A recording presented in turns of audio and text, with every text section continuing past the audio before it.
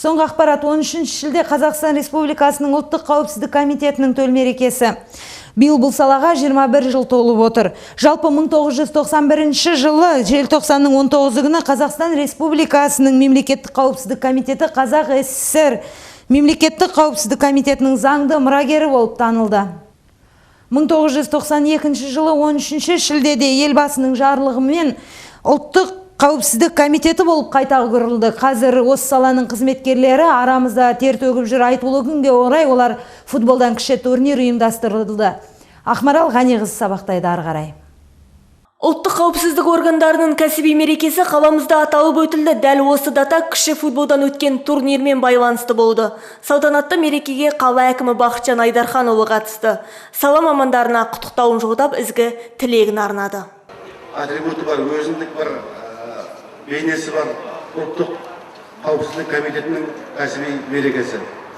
Сондықтан да Түркістан аудан қалалық басқармасының ұжымын әжекеңді бүгінгі кәсіби мерекесімен шын жүректен құттықтаймыз.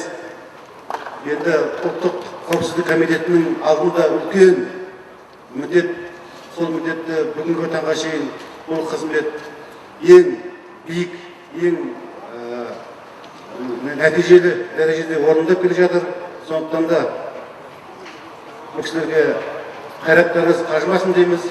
Әрқашанда осы биіктен көріне беріңіз. Жалпы ұлттық қауіпсіздік органдары ел қауіпсіздігін қамтамасыз етеді. Өздеріне жүктелген құзыреттің шегінде аумақтық тұтастық пен қорғаныс әлеуетіне өзінше жауапты. Сонымен бірге Қазақстан Республикасының президентіне тікелей бағынатын әрі есеп беретін арнайы мемлекеттік орган. Өздеріңіз білесіздер, соңғы 45 жыл көлемінде шынжап осындай кіші футболдан іс-шара ұйымдастырамыз. Бүгін тағы да сол жалғасын болып жатыр.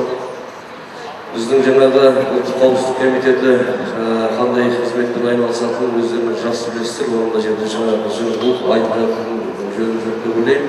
Ең бастысы сол бүгін күн күшті, сол жеңіп жаңағы жеңіс тобында көріне берсін. Біз тілектеспіз. Еліміз тыныш, аспанымыз ашық болсын. Қазақстанның ұлттық қауіпсіздік комитетінің тарихы тәуелсіздік алған жылдармен сабақтасып жатыр. Осы уақыт аралығында даму мен қалыптасудың, тұрақты жетілудің жылдарына айналды.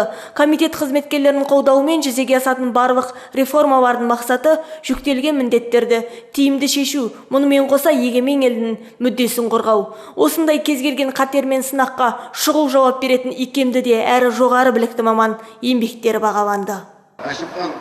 Әшілханұлына атырған еңбегі үшін, қосқан үлес үшін қала әкімінің атынан алғыс хатты тапсыруға рұқсат етіңіздер.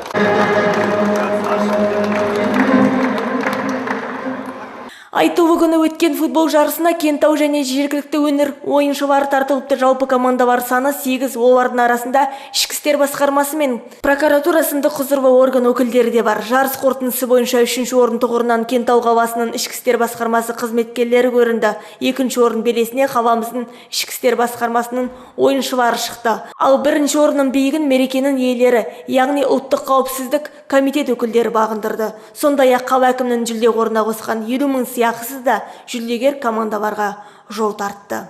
Ақмарал Ғаниқызы, Сәбит Құралбайұлы, Антон Лещенко, Тұран, Түркістан.